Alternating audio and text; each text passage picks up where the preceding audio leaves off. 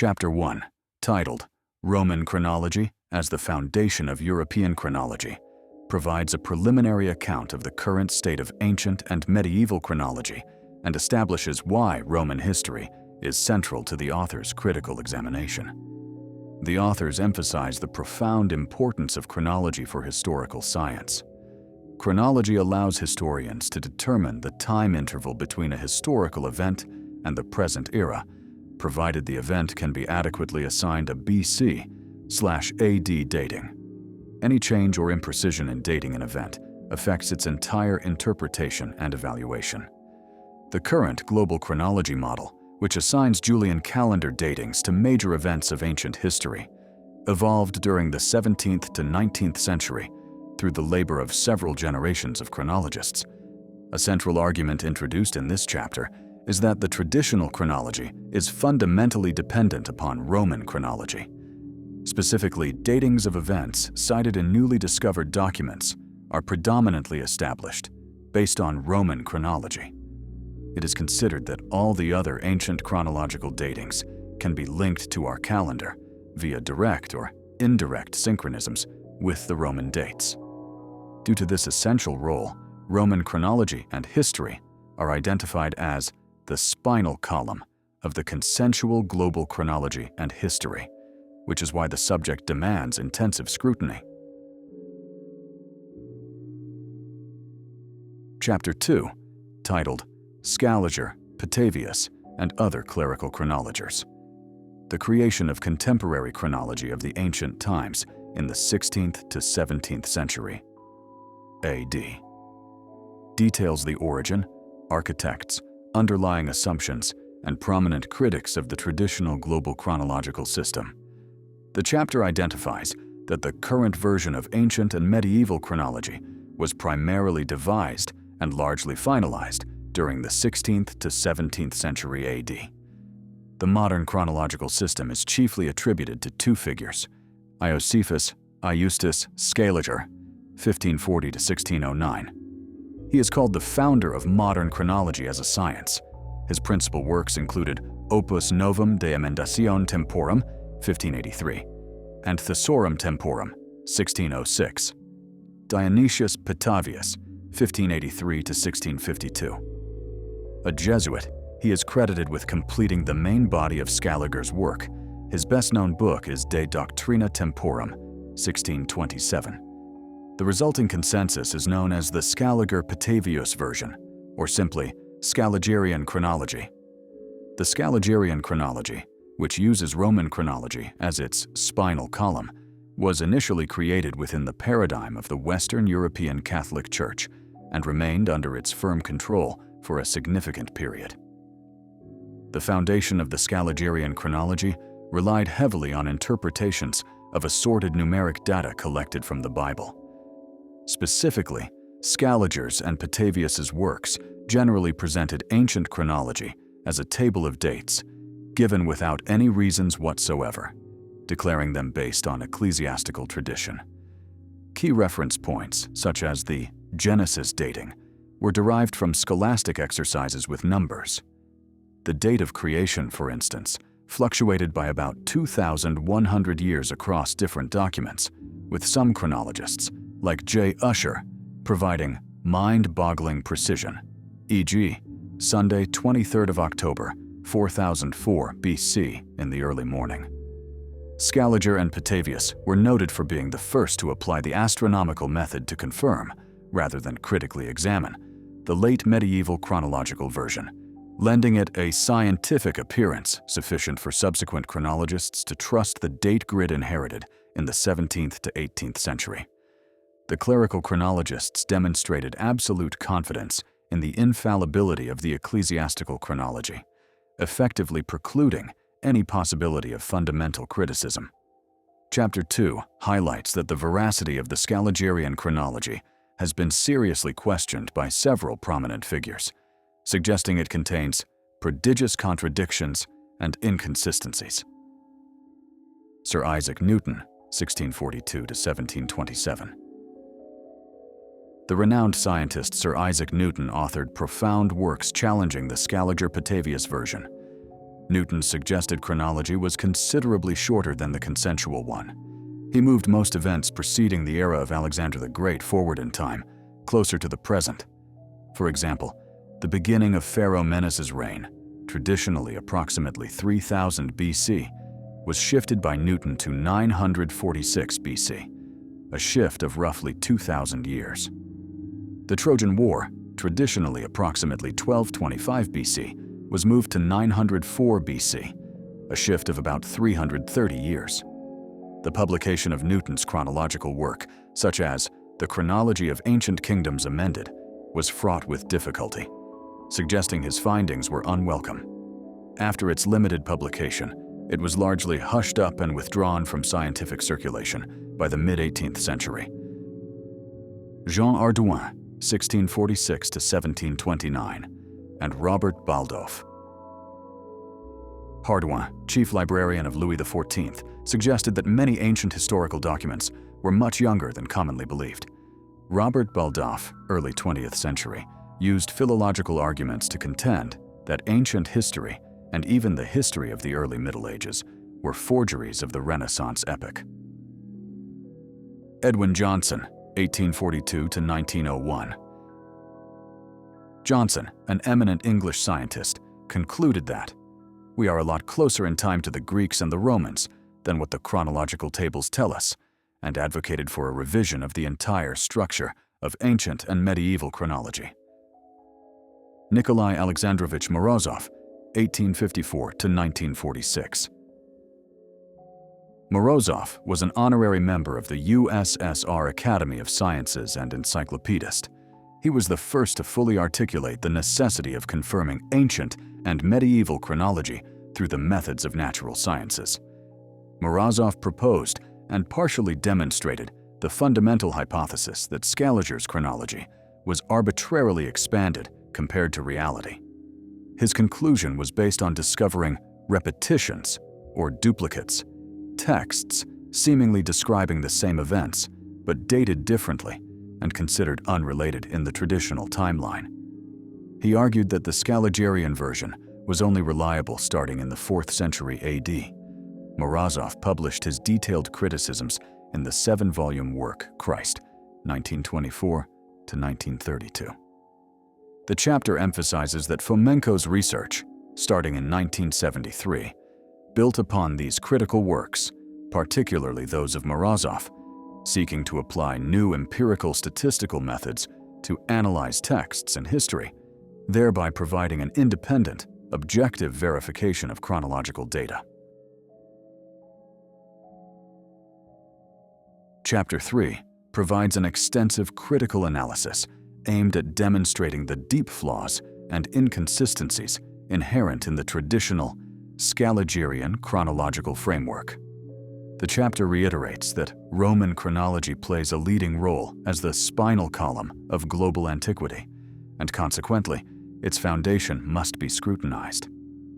Fundamental critiques of the Roman tradition began in the 18th century, Pouilly Frère, and intensified in the 19th century, forming the hypercritical school. The prominent German historian Theodor Mommsen highlighted chronological discrepancies, such as Tarquin II being portrayed as a young man despite the timeline placing him as an adult, and the anachronistic friendship between Pythagoras, circa 509 BC era, and the much earlier Numa Pompilius. Traditional Roman history relies primarily on Titus Livy, whose original work is mostly lost. 35 of 144 books survived, published in 1469 from a lost manuscript. Historians acknowledge that the attempts to construct a critical history of Rome have resulted in complete frustration due to the unreliability of source material. Mommsen noted historical creationism, such as Alexander Polyhistor, filling the alleged 500-year gap between the fall of Troy and the founding of Rome, with ghostly rulers like Aventinus and Tiberinus, and inventing names, a practice often seen among chronographers of Egypt and Greece. The Roman great annals have perished. Furthermore, the detailed lists of civil servants, fasti, are literally modeled with errors and distortions, and Livy himself was aware of the flimsy chronological foundation. The Scaligerrian chronology exhibits significant discrepancies when applied to ancient Egyptian history. The classical history by Herodotus contradicts the established timeline, for example, by placing Cheops as the successor of Rhampsinitos, an event separated by 1,200 years in the modern Scaligerrian chronology. Historically, there was a conflict between short and long chronologies. Experts such as H. Brugsch demonstrated that chronologists of the 19th century assigned wildly different dates to the beginning of Pharaoh Menes's reign, varying by over 2,000 years. Even modern tables show fluctuations up to 2,700 years for this single date. The field of Egyptology only came into existence late, about 80 years before the late 19th century, leading to premature and often erroneous conclusions. The prominent Sumerian king lists are unreliable and make no sense chronologically. The integrity of supposedly ancient classical texts is deeply questioned because many resurfaced during the Renaissance under suspicious circumstances, preventing critical dating. The history of the discovery of Tacitus's books provokes a great many questions. Poggio Bracciolini is specifically cited for discovering and publishing numerous classical texts. The oldest copies of Cicero's incomplete texts were allegedly made in the 9th to 10th century AD, when a Milanese professor, Gasparino Barzizza, sought to fill the missing gaps around 1420. A complete manuscript miraculously appeared in Lodi. After copies were made, the Lodi manuscript vanished without a trace, leaving its authenticity impossible to verify. Many ancient scientific works, Euclid, Archimedes, were revived in the Middle Ages. An edition of Ancient Euclid's Geometry, allegedly 1457, contains a panoramic view of medieval Rome, complete with a Gothic Christian cathedral, implying Euclid may have been a medieval author. Similarly, ancient Archimedes is depicted as a typical medieval scientist in a miniature allegedly dating from the 15th century. The chapter dedicates significant space to demonstrating the unreliability of biblical datings and localizations. The chronology of biblical texts is deemed vague and based on late medieval theologians. The three oldest, more or less complete copies of the Greek Bible, Alexandria, Vatican, Mount Sinai, only surfaced after the 15th century AD and were dated using non-independent paleography, handwriting style. Ancient texts, including Hebrew, were originally written exclusively in consonants. Vowels were added by the Masoretes around the 7th or 8th century AD, based on fragmentary oral tradition. This practice introduced immense ambiguity. For example, the consonant sequence BLD could be read as blood, bled, bold, or build. Fierce disputes in the 16th to 17th century about the legitimacy of these vowel signs, vocalizations, imply they were recently introduced, potentially in the 15th to 16th century. The destruction of many apocryphal books, like the Chronicles of the Judaic and Israeli Kings, occurred by the Edict of the Trident Council, 1545 to 1563, because they described history differently than the version approved by the winning faction of Scaligerite historians.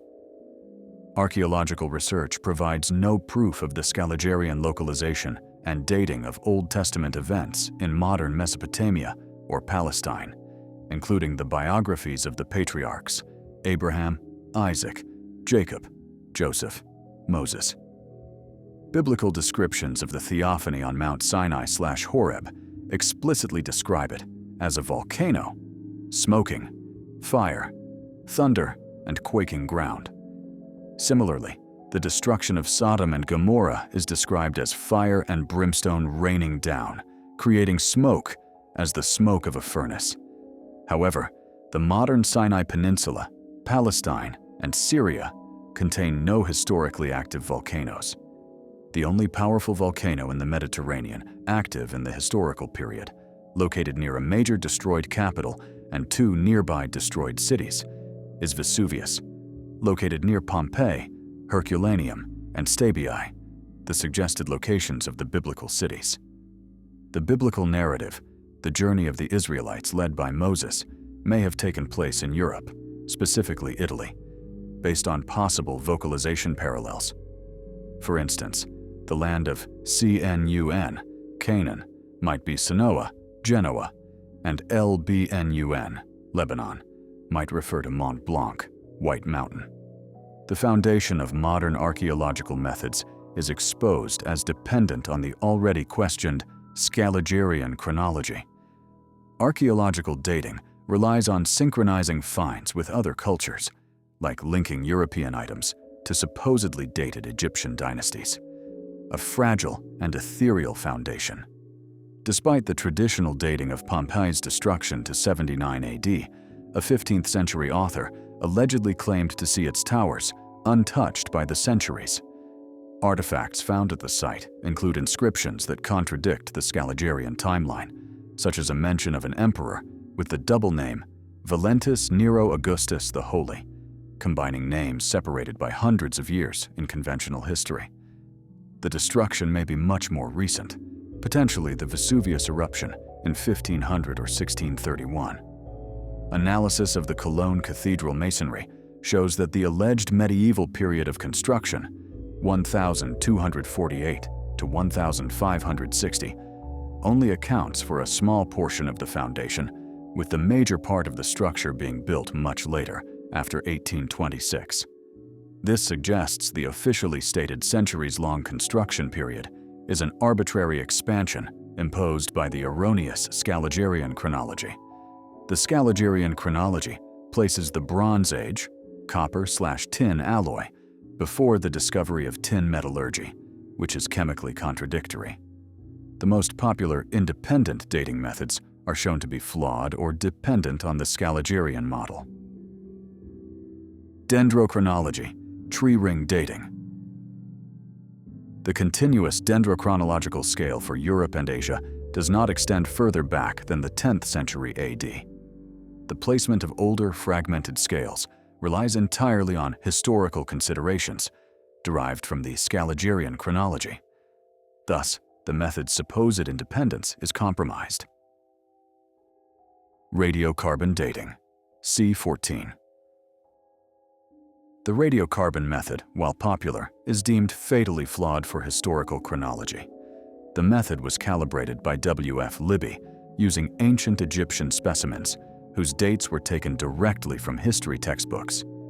The Scaligirean chronology was used as the reference point, meaning the method proves the chronology that was used to calibrate it. Libby's foundational hypotheses, constant radiocarbon concentration in the reservoir, cessation of exchange at death, are erroneous. Natural cosmic radiation and mixing speed variations cause deviations in concentration of 10 to 20%. These variations result in an estimated uncontrolled error range of up to 1,200 years of arbitrarily added or subtracted age for specimens. Examples include live mollusks dated 2,300 years old, mortar from a 738-year-old English castle dated 7,370 years old, an error of 6,500 years. Mummy bones dated 1000 BC, but the cloth wrapping dated 380 AD, a discrepancy of 1,400 years. Radiocarbon dating of the shroud by multiple labs placed its origin between 1050 and 1350 AD, suggesting it is either a forgery, or Christ lived in the 12th century, or the radiocarbon method contains errors of several centuries or millennia. The concluding summary reinforces that the traditional chronology of antiquity and the Middle Ages is fundamentally compromised. The Scaligirean chronology is full of prodigious contradictions and inconsistencies. Methods used to confirm it, radiocarbon, dendrochronology, archaeology, are all found to be either unreliable — radiocarbon has a deviation rate of 1,000 to 2,000 years for young specimens — or inherently dependent on the Scaligirean dating for their calibration and framework. Chapter 4, titled The Problems in Establishing a Correct Chronology of Ancient Egypt. This chapter expands the critique established in Chapter 3 by demonstrating that the chronology of ancient Egyptian history, a supposed pillar of the Scaligirean system, is profoundly flawed, resting upon substantial contradictions, wide dating fluctuations, and questionable source material. The chapter highlights significant and glaring discrepancies when trying to reconcile classical accounts with the modern Scaligerrian chronological framework. The chronology presented in the classical history by Herodotus conflicts directly with the established timeline. Herodotus states that the king Cheops succeeded Rhampsinitos, identified as Ramses II. However, modern chronology places Ramses II, 19th dynasty, around 1345 to 1200 BC, while Cheops, 4th dynasty, is dated to roughly 2600 to 2480 BC. This represents a chronological leap of 1,200 years within Herodotus's sequential account. Similarly, modern commentary claims Herodotus created a leap of 1,800 years when he wrote that Asychus was succeeded by Anisus, jumping from the end of the 4th dynasty, approximately 2480 BC, to the Ethiopian reign, approximately 715 BC.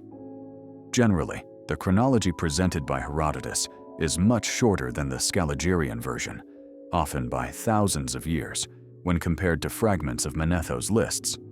The attempts by chronologists to pinpoint central dates in Egyptian history resulted in vast, contradictory ranges, revealing the system's instability.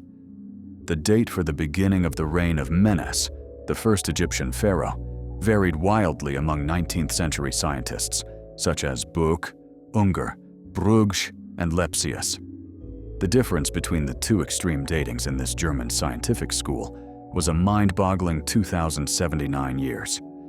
When French Egyptologists' estimates are included, the fluctuation span grows even larger. The discrepancy between Champollion's dating, 5,867 BC, and Palmer's dating, 2,224 BC, equals 3,643 years. Even current tables still show fluctuations for the start of Menes's reign, reaching up to 2,700 years. The chapter concludes that the numeric data concerning chronology remains extremely unsatisfactory to this day. The lists of kings compiled by Manethon only survived as quotations made by Christian authors, introducing an inherent filter of Christian chronologists over the basic Egyptian chronology. The critique points out that the field of Egyptology itself rests on relatively shaky ground. Egyptology is described as a late-developing science, only having existed for about 80 years before the late 19th century, resulting in the premature popularization of research and subsequent loss of confidence in the results. It is asserted that the construction of the Egyptian chronology remains impossible. Similarly, the lists of kings compiled by Sumerian priests are considered to have little utility, and their chronology makes no sense because the dynastic sequences were arbitrarily set. Archaeological evidence sometimes suggests dates much closer to the present, undermining the vast antiquity assigned by Scaligerrian chronology. Sumerian royal sepulchres, traditionally dated to the 3rd millennium BC, yielded golden toilet items that one expert believed to be of Arabic origin and belonging to the early 13th century AD. This suggests that what is dated as ancient antiquity might in fact be medieval. The traditional or long chronology has been critiqued by the hypercritical school, which developed the supposedly shorter chronology, though the chapter argues it should be called a slightly shorter chronology, based on assumptions that pharaohs and entire dynasties often reigned simultaneously as co-rulers rather than consecutively. Chapter 5, titled The Problem in Dating the Ancient Sources, Tacitus and Poggio, Cicero and Barziza, Vitruvius and Alberti, focuses on demonstrating that the foundational narrative texts and scientific works of antiquity lack reliable evidence of their alleged age, having largely surfaced or been revived during the Renaissance under historically dubious circumstances. The central argument is that the Scaligerrian chronology was built upon chronological information found in sources whose origins cannot be critically dated, rendering the resulting historical framework fundamentally unstable The chapter asserts that the overwhelming majority of ancient manuscripts only came to light during the Renaissance epoch. The circumstances surrounding these discoveries often prohibited any critical analysis necessary to confirm their age, leading the authors to conclude that historians and humanists of this age fabricated the legend of a mythical classical age. A major figure associated with these discoveries is Poggio Bracciolini, who is credited with finding and publishing numerous classical texts, including works by Quintilian, Valerius Flaccus, Asconius Pidianus, and tracts by Cicero and Lucretius, although the details of these discoveries are sparsely documented. The dating of Cicero's writings is presented as a prime example of historical instability. The oldest existing copies of Cicero's incomplete texts are allegedly from the 9th to 10th century AD, but the original manuscript had perished a long time ago. Around 1420, Milanese professor Gasparino Barzizza planned to fill the gaps in the incomplete collection with his own writing. However, a complete manuscript containing Cicero's rhetorical works miraculously occurred in the Italian town of Lodi. After Barzizza and his students produced copies, the original Lodi manuscript disappeared without a trace after 1428. Its loss makes verification of its authenticity impossible. Miniatures allegedly from a late 15th century book by Cicero depict him and his interlocutors wearing typically medieval clothes in a medieval setting, suggesting the artists were portraying recent history rather than remote antiquity. Similar difficulties surround other pivotal Roman texts. The history of the discovery of Tacitus's books provokes a great many questions. His work, De Vita Dautin et Caesarum, only survives as relatively recent copies, all tracing back to a single ancient manuscript, the Fulda manuscript, that did not survive to modern times. The oldest surviving copy is hypothetically dated to the 9th century, but was only brought to light in the 16th century. In 1425, Poggio Bracciolini discovered fragments of Suetonius's De Viris Illustribus, and while copies were made in the 15th century, the original manuscript also failed to survive. The chapter material argues that key scientific works, traditionally considered ancient, were either unknown or revived during the Middle Ages, suggesting their attribution to antiquity is erroneous. No original copy of Euclid's Elements has survived. An edition of his Geometry, allegedly dated 1457, contains a panoramic view of medieval Rome, complete with a Gothic Christian cathedral. This strongly implies that Euclid may have been a medieval author. Archimedes is depicted as a typical medieval scientist in a study represented in the Renaissance fashion, in a miniature allegedly dating from the 15th century. Works by ancient authors like Diophantus, whose methods were used before his book was published, and Apollonius, whose conical sections wasn't, published until 1537, were printed very late, with crucial missing sections appearing even later, leading to paradoxical situations where modern scientists were already using ancient algebra before the original texts were known. The chapter concludes that the dating of ancient sources in the 16th to 17th century was based on considerations that are perfectly nebulous today. Chapter 6, titled Timekeeping in the Middle Ages. Historians discuss the chaos reigning in the medieval datings, peculiar medieval anachronisms. This chapter explores the severe inconsistencies and subjectivity involved in dating events during the Middle Ages, suggesting that the anachronisms historians observe are, in fact, evidence that the traditional chronological framework is fundamentally misplaced. The chapter highlights the unreliability of timekeeping and dating practices during the medieval period, which leads conventional historians to acknowledge the chaos reigning in the medieval datings. Before the 13th to 14th century, devices for measuring time, like clocks, were rare luxuries, resulting in a low standard of temporal observation even among scientists. For example, the Englishman Valkyrius lamented the lack of a clock, which afflicted the precision of his observations of a lunar eclipse in 1091. The temporal units themselves varied wildly, particularly when applied to religious history. Augustine, for instance, equated every Genesis day to a millennium when attempting to define the duration of human history. The Scaligerrian version, which became the standard, was only one of many chronological concepts that coexisted in the Middle Ages. The arbitrary nature of the final Scaligerrian chronology led to the suppression of other versions that were significantly different. The core argument of this chapter is that the many acknowledged anachronisms in medieval art and texts may not be due to the ignorance of medieval people, but rather because the events being depicted are much more recent than traditional history claims. Medieval historiography had an anachronistic propensity, where the past was described using the categories of the contemporary epoch. Biblical and ancient characters were consistently shown wearing medieval attire. A medieval moralist ascribed the courteousness, a knightly virtue, to the ancient Romans. Medieval cathedral portals frequently portrayed Old Testament kings and patriarchs together with ancient sages and evangelical characters, suggesting a lack of perceived chronological distance between these figures.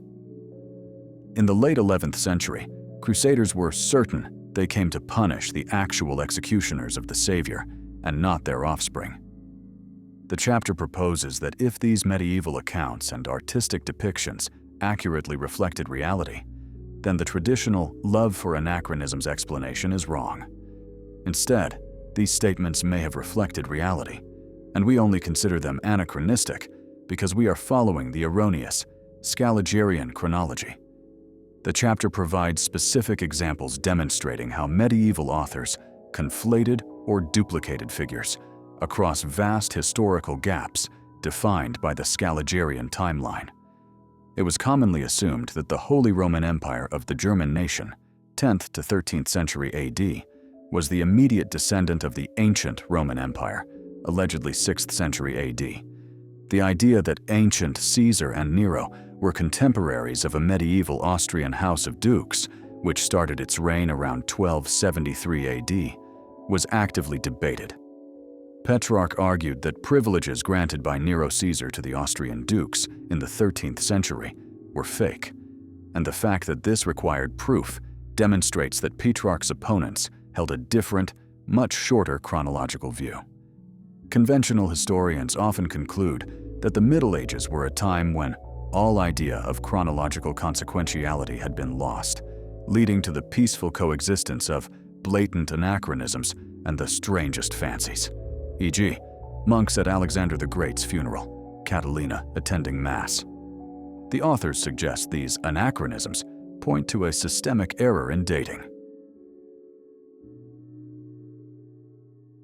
Chapter 7, titled The Chronology and the Dating of Biblical Texts, presents a critical assessment of the alleged antiquity and reliability of the dates and origins assigned to the Old and New Testament, concluding that the entire biblical chronology is vague, contradictory, and relies on late-surfacing medieval manuscripts. The fundamental datings of religious sources are virtually woven out of obscurity and confusion. Biblical chronology and datings are inherently vague, relying primarily on the authority of late medieval theologians. The consensus that the Old Testament precedes the New Testament raises significant doubts and contradicts the results obtained by new empirical statistical dating methods. Fomenko claims that the New and Old Testament swap their positions on the chronological scale, both referring to medieval events. Parallelism found between figures like Jesus, John the Baptist, and Old Testament prophets suggests the New Testament was written before the Old Testament. A major issue is that the purportedly ancient biblical manuscripts that survive today are, in fact, of relatively recent medieval origin. The three oldest, more or less complete copies of the Greek Bible, Alexandria, Vatican, and Mount Sinai, are traditionally dated to the second half of the 4th century AD. However, all three only surfaced after the 15th century AD. The Vatican Codex first manifested around 1475. The Alexandrian Codex was given to King Charles I in 1628. The Mount Sinai Codex was discovered much later, in the 19th century. There are no Hebrew manuscripts of the Bible predating the 9th century AD in existence. The oldest complete Old Testament text is ascribed to the alleged year 1008 AD. The reputation of the antiquity of these codices relies heavily on paleography, handwriting style, which is an ephemeral concept and cannot be regarded as an independent dating method, as it is based on the a priori chronological knowledge of the Scaligerrian school. The Qumran manuscripts also illustrate the unreliability of dating attempts. The dating of the Qumran scrolls provoked major dispute, with estimates ranging from the 2nd century to the epoch of the Crusades. Although a date of 68 AD is widely accepted following radiocarbon analysis in 1962, the chapter argued that radiocarbon dating is unsuitable for specimens whose age falls into the span of 2 to 3 millennia, as the resulting datings cover too wide a time range, potentially 1,000 to 2,000 years. Furthermore, the American historian S. Zeitlin categorically insists on the medieval origin of these texts. The establishment of the definitive biblical text involved destruction and political intervention in the medieval period. The list of canonical books was established by the Trident Council, 1545 to 1563. A great many books considered apocryphal, specifically the Chronicles of the Judaic and Israeli kings, were subsequently destroyed by edict because they described history differently from the version approved by the winning faction of Scaligerite historians. The vocalizations, vowel signs, in the Hebrew Bible, which dramatically affect reading and interpretation, were introduced later, Masorets, in the 7th or 8th century AD, based on fragmentary oral tradition. Fierce disputes regarding the legitimacy of these vowel signs in the 16th to 17th century AD suggest the vocalizations were potentially introduced very recently, perhaps in the 15th to 16th century. Chapter 8, titled Difficulties and Contradictions Arising from the Reading of Old Texts. This chapter focuses on the severe linguistic and textual issues that compromise the reliability of ancient manuscripts, particularly regarding the crucial problem of vocalization and phonetic ambiguity in historical texts. The authors argue that the foundation of historical chronology is inherently unstable because the ancient textual sources themselves cannot be read or dated with objective certainty. The main difficulty in reading old manuscripts, including biblical and ancient Egyptian texts, is the absence of vowels. Primordial written Hebrew, for example, contained neither signs for vowels nor substitutes for them. The books were written exclusively in consonants. Ancient Slavonic texts similarly came as chains of consonants, often lacking even word separation. This writing method is highly imprecise and unclear. The vocalization aleatory quotient is exceptionally high. For instance, a sequence of consonants like BLD could be read in dozens of ways, such as blood, bled, bold, build, boiled, or bald. Scholars and priests relied on fragmented oral tradition, intuition, and common sense to fill in the missing vowels and interpret the meaning of the scriptures. The chapter contends that the current system of vocalization, vowel signs, found in Hebrew Bibles today, was introduced very late in history. The vowel symbols were added by the Masorets around the 7th or 8th century AD. This late addition relied on fragmented oral tradition, a fact known perfectly well to every expert in the Hebraic language. The alleged antiquity of the vocalization was severely contested during the Renaissance. It was commonly believed that Ezra introduced the vowels in the 5th century BC.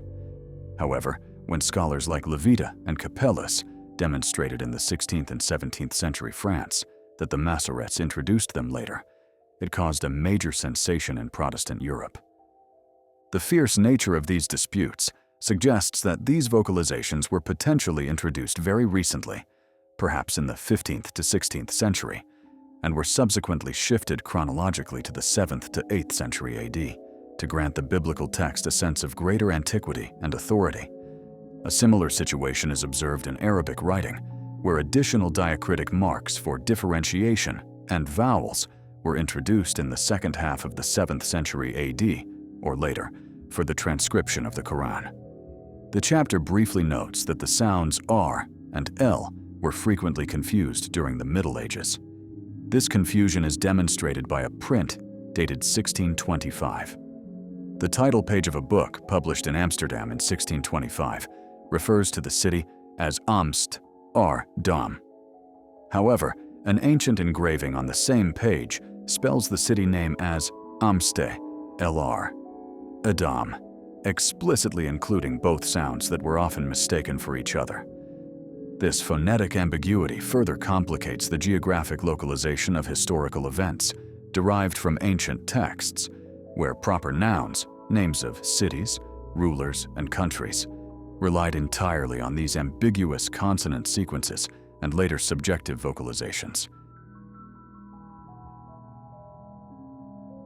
Chapter 9 is dedicated to investigating the geographical assumptions underlying the traditional chronological system. This chapter argues that the traditional localization of events described in both the Old and New Testaments lacks decisive archaeological and physical proof, suggesting that the events may have occurred much later and in entirely different geographical regions.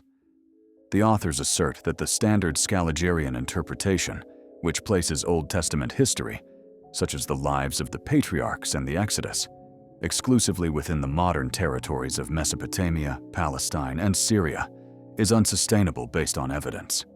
While some archaeologists claim their work confirms the reliability of biblical indications, the text notes that the vast majority of findings neither prove nor disprove anything, and that historical background is often filled in with evidence misused by enthusiasts showing excessive zeal to prove the Bible correct.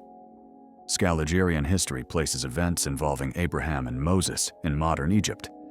However, information obtained from excavations in Syria and Mesopotamia regarding the identity and biographies of patriarchs Abraham, Isaac, and Jacob is described as extremely meager or simply non-existent. Furthermore, modern Egypt remains in debt in terms of finding historical traces or documents concerning Joseph or Moses. Archaeological research has failed to find proof of the biblical legend about Jewish slavery in Egypt. Regarding the 40 years of wandering after the Exodus, few sites on the way to Mount Sinai can be identified with any degree of certainty.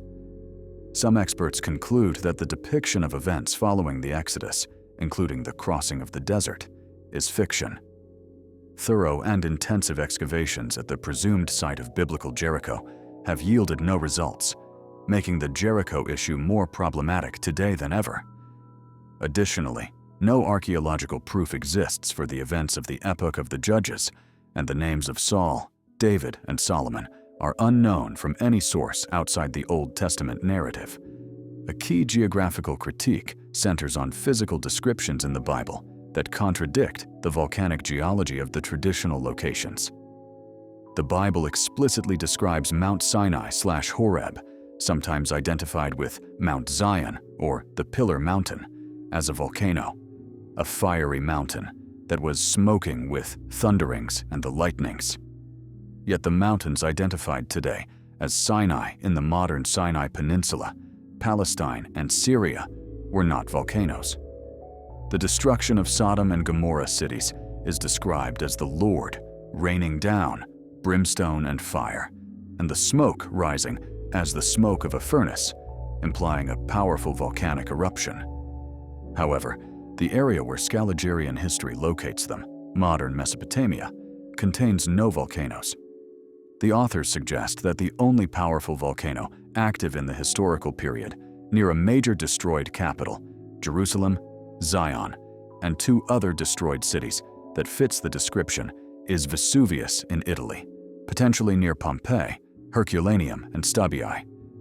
This leads to an extensive linguistic re-examination, suggesting that biblical locations like Cnun, Canaan, might be Sanoa, Genoa, Lbnun, Lebanon, might refer to Mont Blanc, White Mountain, and the river Prt might be the tributary Prut rather than the Euphrates. The problems are equally acute when applying Scaligirean chronology to the New Testament. The traditional localization of Jerusalem at the settlement, known today as El Quds, Aelia Capitolina, is questioned, as the site was once perfectly barren. The so-called historical remnants of biblical times shown to tourists today, such as the Wailing Wall, do not hold up to even minimal scientific criticism in the absence of archaeological proof. The authors state, categorically and with all certainty, that not a single event described in the New Testament has any valid archaeological basis for it when tested against the Scaligirean dating and localization. This lack of proof extends to the biography and identity of Jesus Christ and the locations of key events like Golgotha and the Transfiguration, Mount Tabor. Medieval miniatures, such as one allegedly dated to 1470, depicting the pillaging of Jerusalem, show the city as a typically medieval Gothic town with warriors in medieval plate armor. The authors suggest that this reflects that the events were not remote antiquity, but rather recent reality to the medieval artist.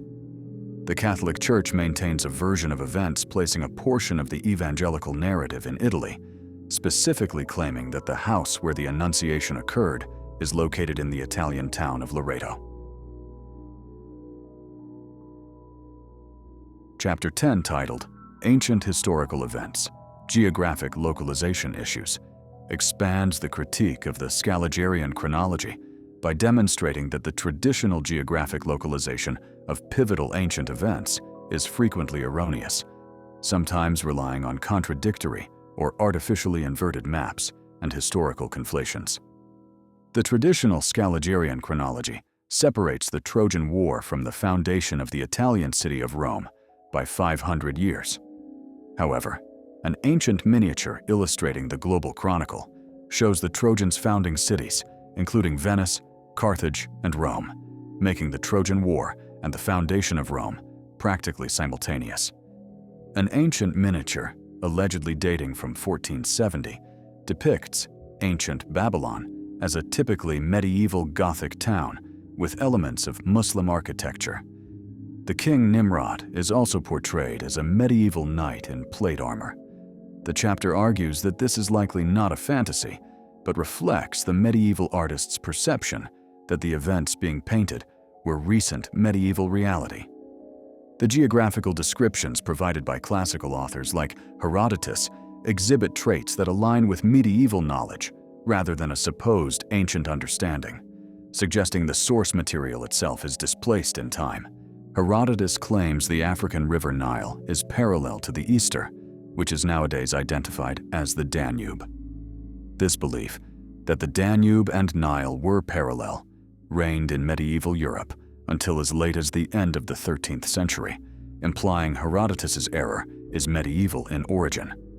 Herodotus describes the Persians inhabiting Asia to the Southern Sea, which he also calls the Red Sea. Modern historians generally identify this as the Persian Gulf to align with Scaligirean geography. However, Herodotus states that this Red Sea may reach further up than the Persians.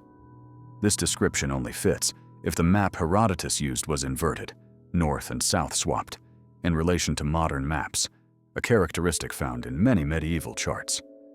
Modern maps place the east on the right and the west on the left. In contrast, many medieval maps had the east on the left and the west on the right. Sea charts known as portolanos, such as one by the Genoese Pietro Visconti, allegedly dating from 1318, demonstrate this inversion. On these charts, the north is often located at the bottom. The east was historically referred to as Levant, which means situated on the left. This inversion was likely intentional for practical reasons, particularly for traders or the military fleet, as setting the east, which they were facing during their journeys, on the left meant the way one looked at the map corresponded with the direction of movement. Chapter 12, titled The Mysterious Renaissance Epoch as a Product of the Scaligirean Chronology, argues that the entire concept of the Renaissance, the rebirth of classical antiquity, is a deliberate or accidental chronological distortion stemming from the fabricated Scaligean timeline. The chapter contends that the traditional chronology's foundation depends heavily on the idea of a mythical, remote classical age that had to be revived in the 15th to 16th century. The prevalence of historical figures and philosophical ideas appearing centuries apart with identical names, missions, and rivalries strongly suggests these events are chronological duplicates of a single, later medieval occurrence.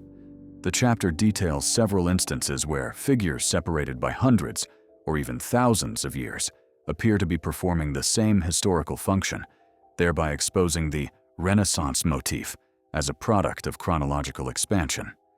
The traditional history describes a pattern of revival.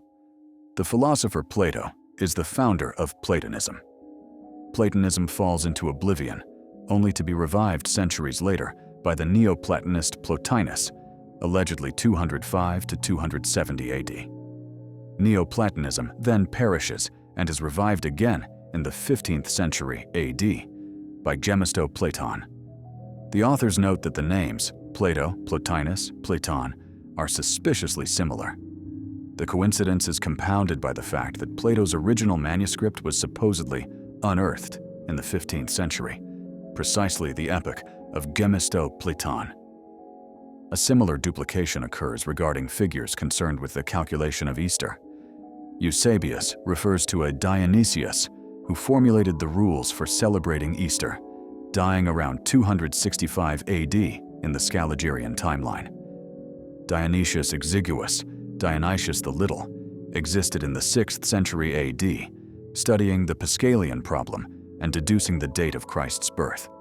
The authors suggest this must have been a single person whose double exists, on paper exclusively. Furthermore, they propose that the 17th century chronologist Dionysius Petavius, who completed Scaliger's work, must have been the prototype for both figures. The history of Roman law displays a sudden disappearance and reappearance over a vast period.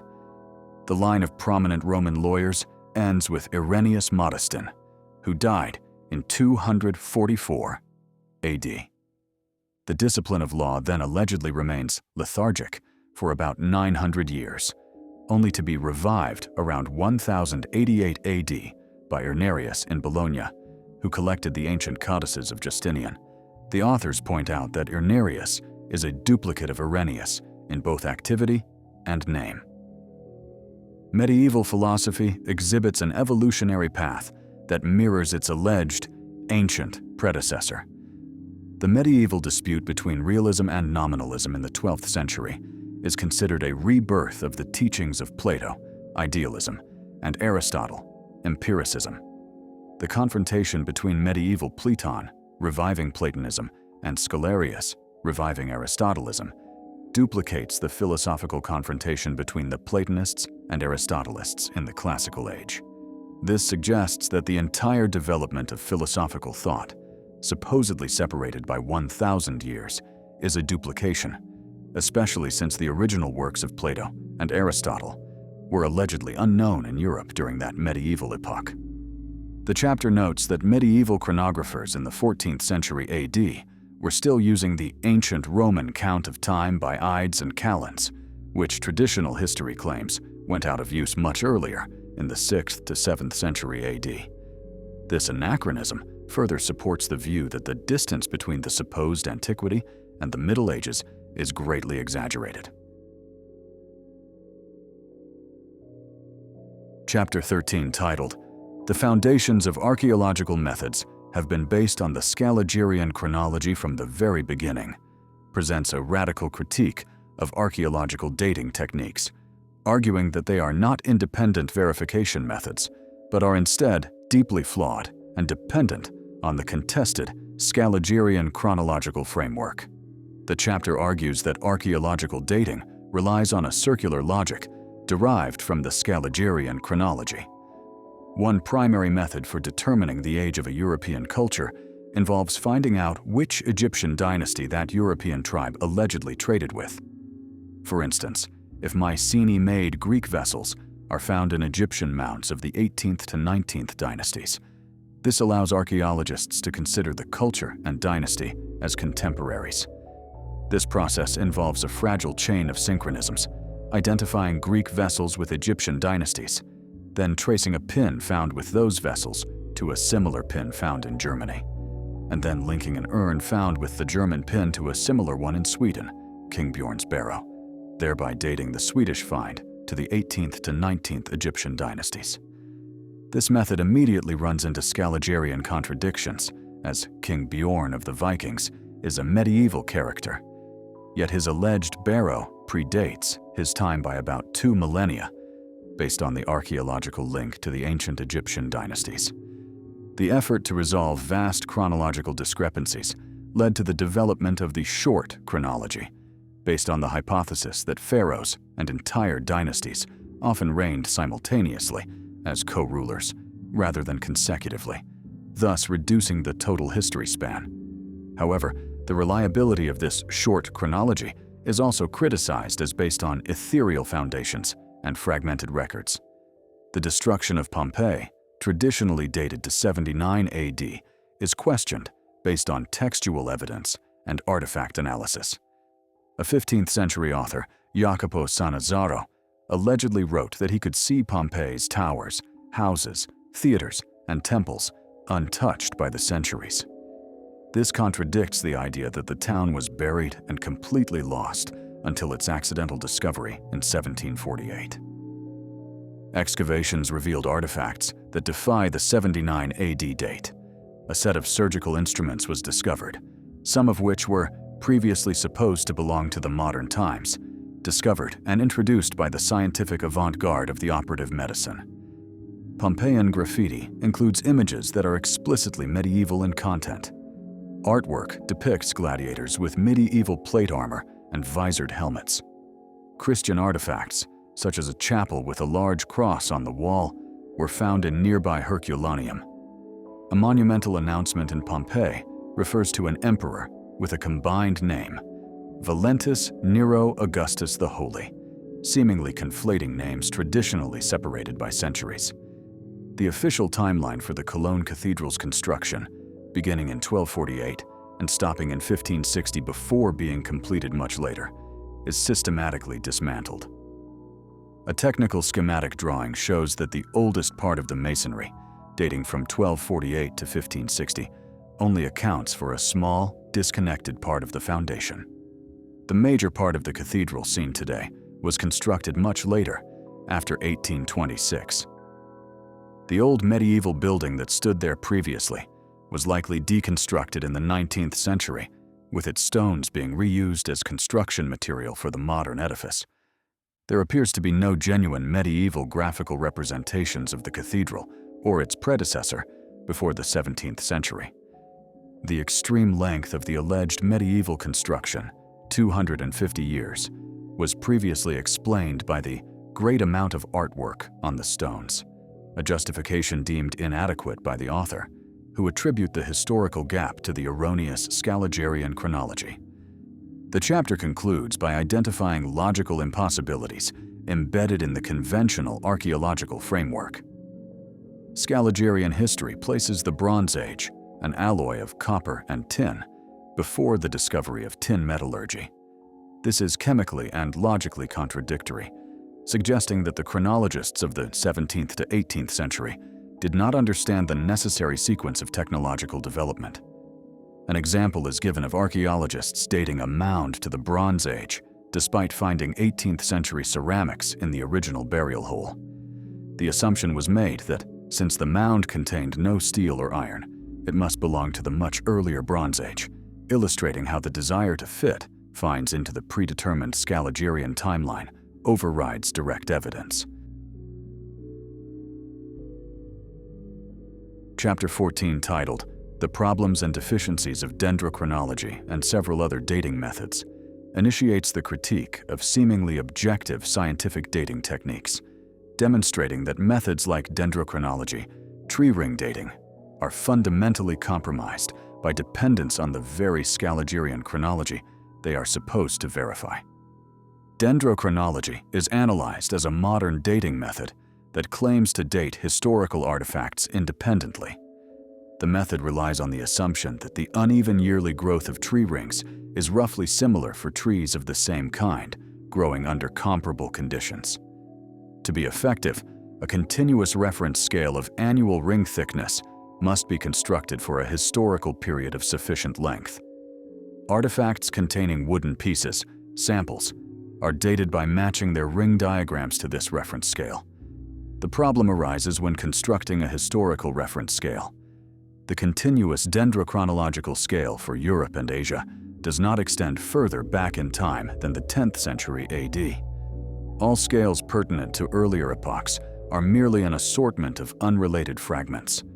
The placement of these older, fragmented scales relies heavily on subjective assessments, combining mathematical statistical methods with visual subjective assessments, and ultimately relying on the agreement of the Dendrochronological Society. If a position of collation is found, where diagrams concur with those of the traditional chronology to the best certainty, the new specimen is considered dated. This highlights that the method's supposed independence is compromised because the placement of critical historical data relies on the a priori assumption of the Scaligerrian timeline.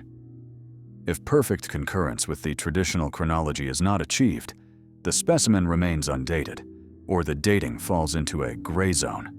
Specific diagrams reflecting the state of dendrochronological scales for Italy, the Balkans, Greece, and Turkey, as of spring 1994, show an obvious gap around 1000 AD. The subsequent book by Christian Bliss and Hans Ulrich Niemitz subjects the dendrochronological method to sharp criticisms. The measurement of sedimentary layers and weathering processes, such as erosion on quarry walls, is used to extrapolate vast geological ages. This method is shown to be calibrated using Scaligerrian dates. For example, the erosion layer on a Roman quarry wall, allegedly 1,800 years old, based on Scaligerrian chronology, is used as a reference scale. The erosion method is fundamentally flawed for precise dating because the speed of erosion is highly variable, depending on climate, temperature, humidity, rainfall, and sunshine, meaning a special scale would need to be compiled for every biospheric zone, and one cannot be certain that weather conditions have remained unaltered since the layer was exposed. The Scaligerrian chronology implicitly or explicitly affects the scale graduations of rough physical methods, including methods like radium-uranium and radium-actinium analysis, which are meant to give the absolute age of objects. Chapter 15, titled, "Are Radiocarbon Datings to be Trusted?" presents an exhaustive critique of the radiocarbon dating method. The chapter asserts that radiocarbon datings of historical and even modern specimens are often wildly inaccurate, indicating severe systemic errors in the method's application to history. W.F. Libby, the method's founder, assumed the veracity of Scaligerrian datings. He openly confessed that his team did not extensively research the ancient Roman and Egyptian epochs because their chronology was known to the archaeologists a lot better than whatever our methods could estimate. The calibration of the scale was initially made using ancient Egyptian specimens, wood or charcoal, whose dates were provided as standards taken directly from history textbooks. This creates a circulus vitiosus, vicious circle, where the method proves the chronology that was used to calibrate it. Scaligerite archaeologists avoided applying the method to periods considered chronologically certain, fearing embarrassing discoveries. Measurements of specimens of known age demonstrate that the method produces dating errors spanning centuries and millennia. A live American mollusk was dated as 1,200 years old. Another live mollusk was dated as 2,300 years old. This deviation amounts to 2,300 years. Organic material from the mortar of an English castle, known to be 738 years old, was dated to 7,370 years old, resulting in a deviation of 6,500 years. A live North African wild rose flower was dated as 360 years old. Discussions at symposiums in Edinburgh and Stockholm revealed hundreds of examples with dating errors ranging from 600 to 1800 years. Specialists concluded that the method remains ambiguous due to the impossibility of proper calibration. Due to numerous variables, cosmic ray changes, mixing speed changes, geographic variations, the method has an estimated uncontrolled error range of 1,200 years of arbitrarily added or subtracted age. The case of the Shroud of Turin, traditionally linked to the 1st century AD, provided highly controversial results that directly contradicted the Scaligerrian timeline. Analysis conducted by 3 independent laboratories, Oxford, Arizona, and Zurich, dated the linen fabric to between 1050 and 1350 AD. This result presented 3 possible conclusions. The shroud is a forgery. Radiocarbon datings are unreliable and contain errors of several centuries or millennia. The shroud is original, but dates to the 11th to 13th century AD. If this is true, it raises the question of whether Christ's lifetime pertains to the 12th century. The authors state that the dating of the shroud, the middle of the 12th century, concurs with other independent datings of Christ's lifetime, proposing that he was born in 1152 and crucified in Tsargrad in 1185. Studies concerning Egyptian mummies and artifacts further demonstrate the contradictions inherent in the method. A detailed study of mummy number 1770 from the Manchester Museum found that the mummy's bones were dated to 1000 BC, but the cloth wrapping was dated to 380 AD. This discrepancy of about 1,400 years cannot be explained by standard dating errors. The authors mock the suggestion provided by the original article that the ancient mummy was exhumed 1,500 years later, rewrapped in new cloth, and restored to its place. Based on such results, certain specialists confess in scientific literature that the use of the radiocarbon method for specimens whose age is 2,000 years or less is a most dubious endeavor. Chapter 16, titled Critical Analysis of the Hypotheses on which the Radiocarbon Method is Based, serves as a detailed examination by the author and supporting scientists, such as A.S. Mishenko, of the foundational physical and hypothetical assumptions underpinning the C14 dating technique, ultimately concluding that the method is scientifically insufficient for accurately dating historical events prior to the 14th century AD. Libby's method requires the exact knowledge of 2 factors to calculate the radiocarbon age: the time elapsed since an object ceased to be part of the carbon exchange reservoir, the radiocarbon volume for the moment the object departed the exchange reservoir, the exact half-life period of radiocarbon C14. Crucially, the entire methodology rested on 2 foundational hypotheses. The moment of the object's departure from the exchange reservoir coincides with the object's death. The radiocarbon content in the exchange reservoir atmosphere, biosphere, sea surface remains constant over time. The analysis reveals that the initial calibration of the method compromised its independence from history. Libby assumed the veracity of Scaligerrian datings. The calibration was made using ancient Egyptian specimens, wood or charcoal, whose ages were provided as standards taken directly from history textbooks. The chapter argues that identifying the moment of death with the moment of departure from the carbon exchange reservoir is incorrect, because carbon exchange continues afterward. At least 3 post-mortem processes can alter a specimen's radiocarbon content: organic decomposition, isotopic exchange with foreign carbon, absorption of environmental carbon. Decomposition processes are analyzed for their effect on isotope concentration. While C14 is chemically identical to C12, its greater atomic mass causes separation effects in natural processes. The carbon oxidation process is the reverse of photosynthesis. Therefore, the C14 isotope should oxidize faster, or with greater probability, than the C12 isotope. Consequently, decomposing or decomposed specimens should possess a lower content of radiocarbon C14, which artificially makes the specimens appear much older than they truly are. This mechanism explains the observed artificial aging that distorts radiocarbon datings. The difficulty in measuring actual carbon exchange is often ignored.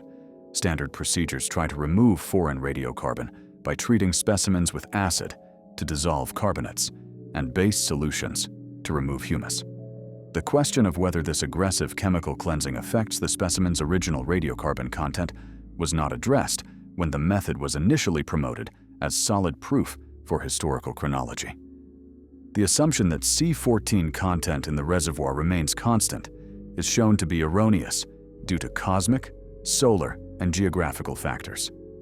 The primary particles of cosmic radiation that produce neutrons are charged and reflected by the Earth's magnetic field. The neutron current density in mid-latitudes, like Paris, Prague, Kiev, is 3 times higher than near the equator. Although physicists estimated the intensity of cosmic radiation to be constant over the last 35,000 years, this constancy is measured within an error range of 10 to 20%. This 10 to 20% fluctuation rate results in an error of 1,760 years in the dating of a specimen, an unacceptably high margin for the chronology of ancient history. A comparison between American dendrochronological dating, which Fomenko already critiques as dependent on Scaligeran dates, and radiocarbon dates shows that the maximal C14 error grows to negative 700 years at the 5,000-year mark, confirming a growing error rate. Libby's third hypothesis claimed that C14 content is equal for all organisms globally, irrespective of latitude or species. This is demonstrably false. Anderson's research showed that modern radiocarbon activity varies from 14.03 North African heather to 16.7 Australian eucalyptus decays per minute, depending on geographical location and species. This represents a deviation rate of 8.5% compared to the average planetary value. This deviation amounts to over 700 years of potential error, contradicting Libby's assertion that there are no significant differences. The compounding effects of these numerous errors and arbitrary assumptions lead to the conclusion that the radiocarbon method is inherently flawed for historical dating. The uncontrolled error range due to these variations is estimated to be up to 1,200 years of arbitrarily added or subtracted age. Specialists in the field acknowledge that C14 datings of specimens whose age is 2,000 years or less are a most dubious endeavor and cannot be used as fundamental referential data for an absolute chronological scale. The method's output is so unstable that it has a deviation rate of 1,000 to 2,000 years for specimens estimated to be under 1,000 years old, rendering it useless for learning about events of the last 2 millennia. Chapter 18, titled Numismatic Dating, critiques the method of dating history using coins, asserting that it is fundamentally dependent on the predetermined Scaligeran chronological scheme and cannot function as an independent verification tool. The authors emphasize that numismatics, as a scientific discipline, developed relatively recently, dating from the very end of the 18th century.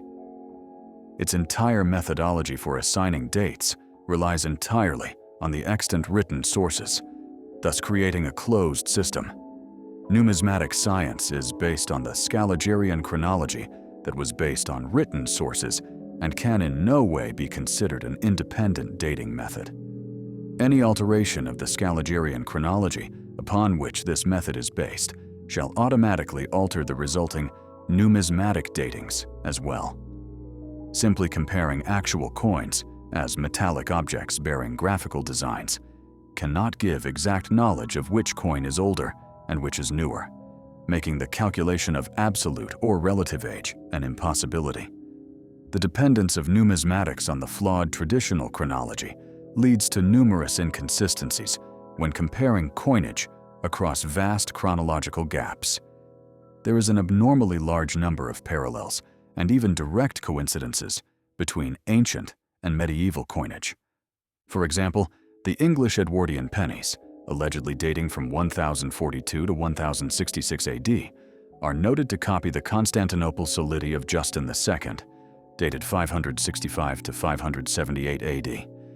This implies a chronological difference between the original and the copy that exceeds 450 years. Such cases of copying coins from originals that are 450 years old have not been registered in either late medieval or newer history, rendering the copying theories used by historians, often described as elaborate and nebulous theories of imitation, copying, etc., illogical.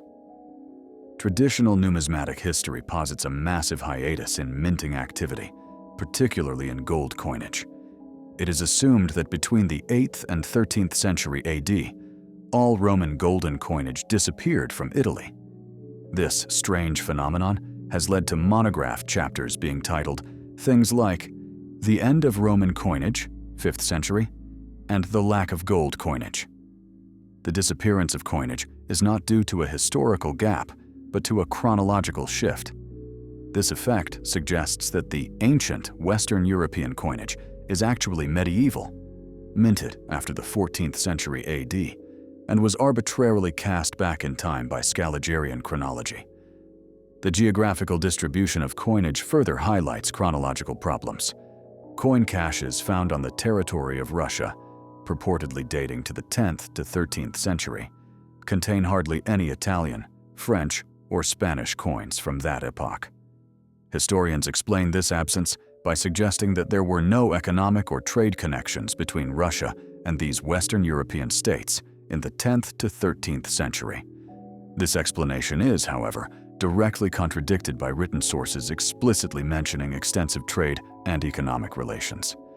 The authors hypothesize that Western Europe, and Italy in particular, really minted a very small number of gold coins before the 13th century, which explains why they are not found in treasure caches in Russia.